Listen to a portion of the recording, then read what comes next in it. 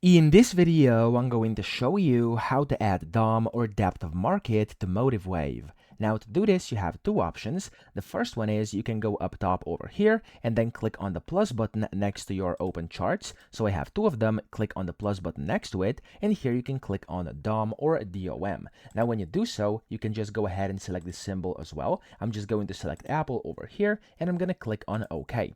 Whenever you do this, you now have a separate tab up top showing you the DOM of that specific asset, okay? So that's the first way to do it. The second way to do it is going to be to simply click on View up top left, and in here you can click on DOM panel, and it's going to open up as a separate panel over here, okay? So that's also a possible way. And then as an alternative, you can also go to File top left, and then New, and then over here you have a DOM window, and you can always open this one up as well, which is pretty much the same thing as this panel over here, but this is popped up as a window. So if you have multiple monitors or something like this, you could go and place it on a different monitor or something like that. So that's how to do this. I hope this video helped you out. If it did, please subscribe to the channel and help me out as well.